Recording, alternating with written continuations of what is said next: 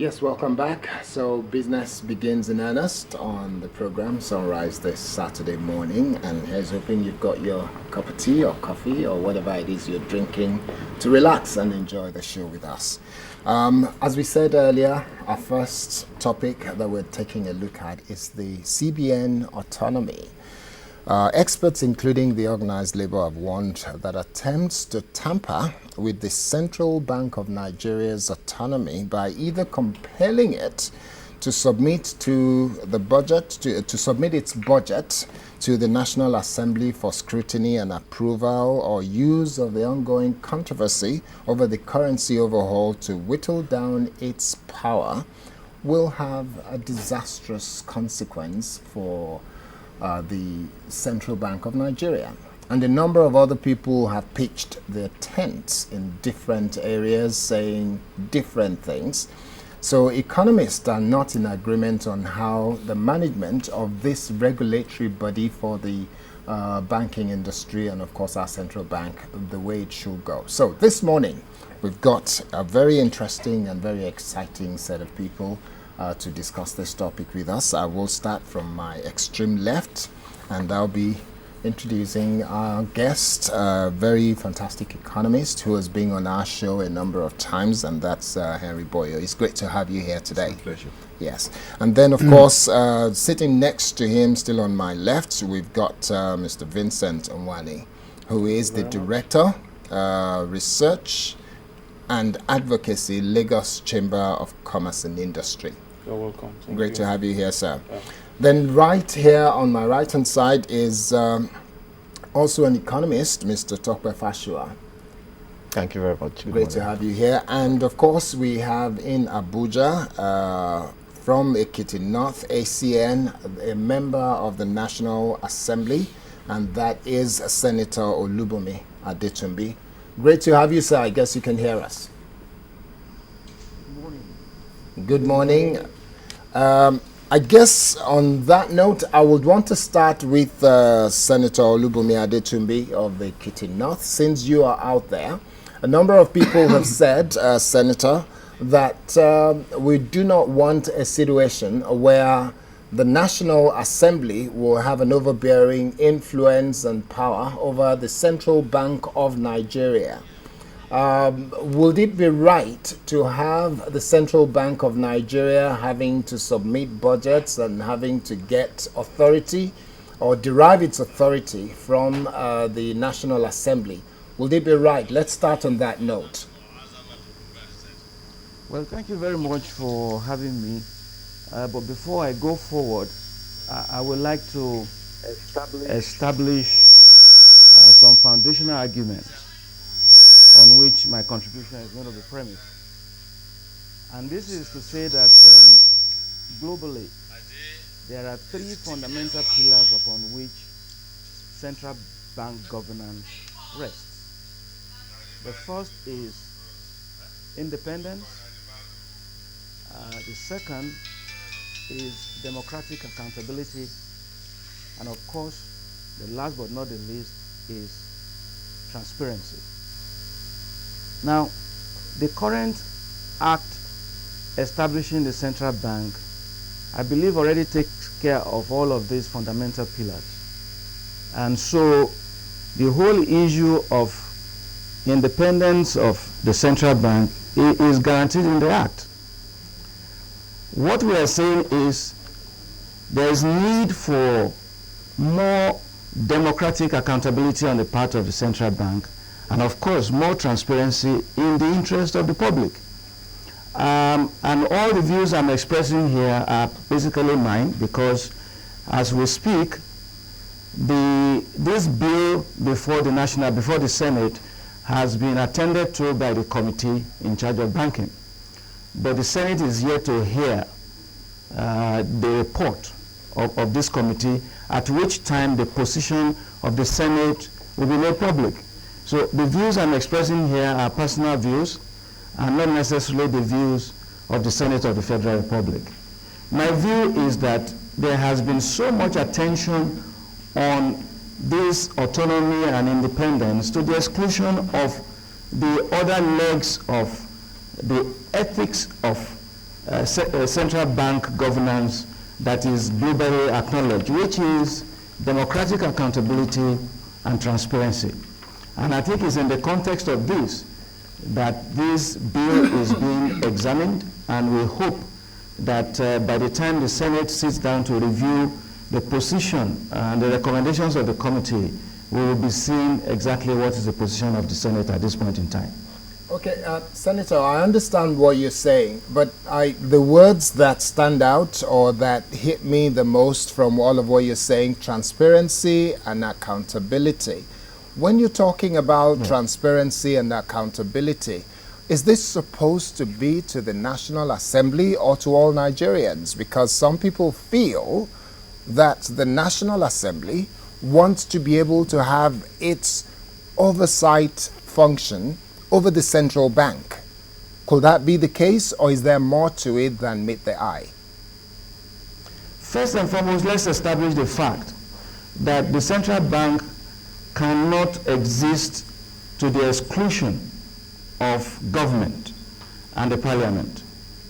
Okay? Because the function of the central bank, which is monetary policy management for purposes of inflation control, is a delegated responsibility of the executive arm of government to a specialized institution that requires independence from political interferences in order for the central bank to be able to take decisions that are in the best interest of the economy.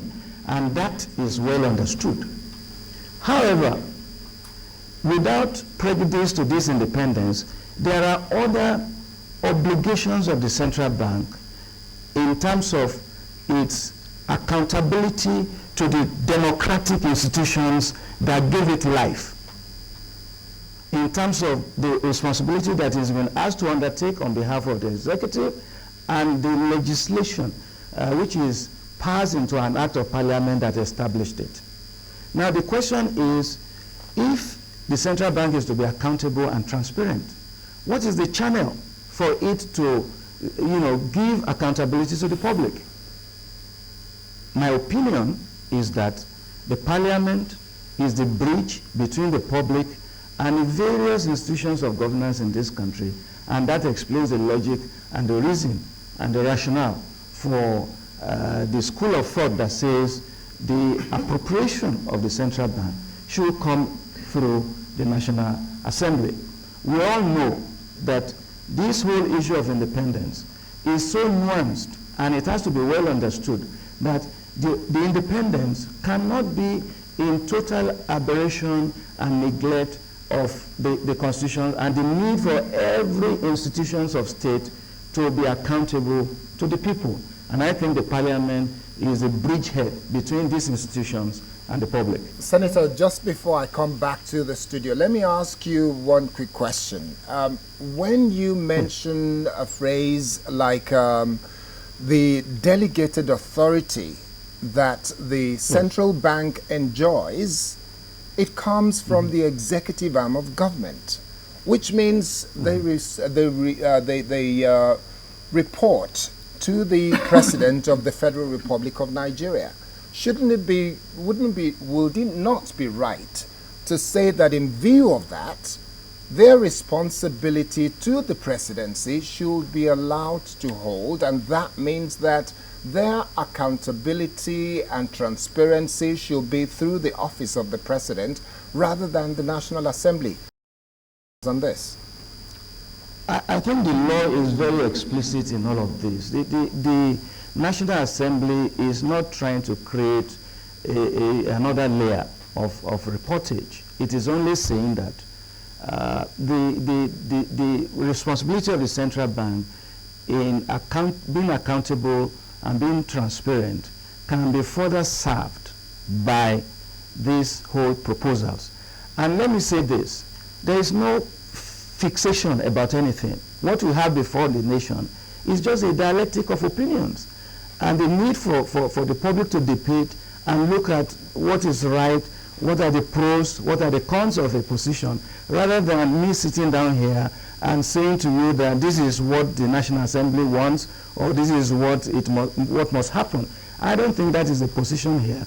The position is this needs to be debated, and let us look at global practice and what is, best suited for Nigeria, and on the basis of popular opinion, let's take that decision as it is necessary.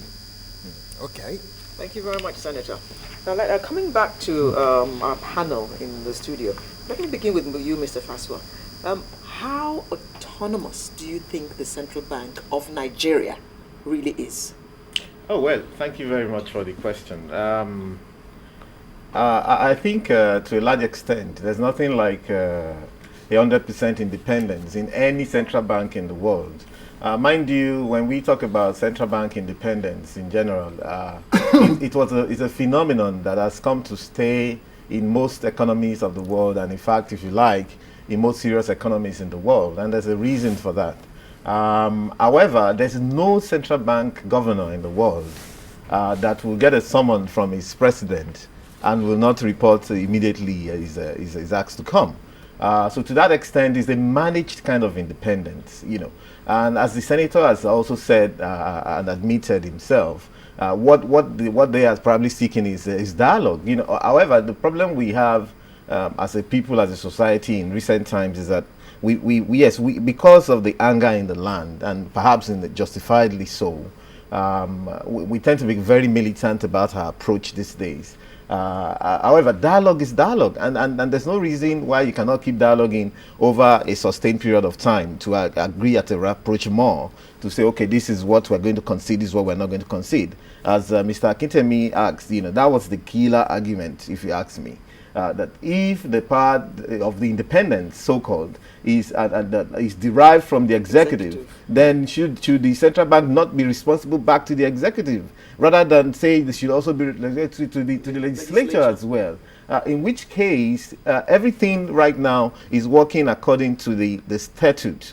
And the senator himself admitted that, okay, we're not trying to create a new layer. But if the Senate, the National Assembly, wants to have a say in how things operate, yes, then there's dialogue. Then you must have a proper dialogue, and everybody must be matured about it, and let sentiment not come in and all that stuff. However, there's a danger. The danger there is that, let's look at the other angle. The other angle whereby you would have, back to the days of lack of independence of the central bank, maybe as used to obtain in the military era, where a president or whoever can send someone to the central bank and say, go and load 2 billion naira for me, and the children of the president can go there and take the print more money. Exactly. We want to print money, and then it becomes. You see, we God forbid the day that monetary policy decisions will have to be taken on the floor of the House or the Senate, because it's going to go through a whole rigmarole, and people are going to be arguing from the perspective of their constituency. You would never take a decision. Okay. God forbid the day it will also be taken on the streets, because the voices on the streets, people need to be educated, So we are shirking our roles as people who are enlightened in economics and what have you. We're not educating our people properly. Therefore, there's going to be a lot of dissenting voices, a cacophony of voices indeed, and then you're never going to be able to take a decision, So I think that we should, what we're looking at is, what obtains right now is a managed independence. The Senate and the National Assembly in general can have a say on how things could work, but it's all about rapprochement. It's all about sitting down on the table and say, these and these are the issues. You can actually pinpoint the issues out and then try to address them in that way.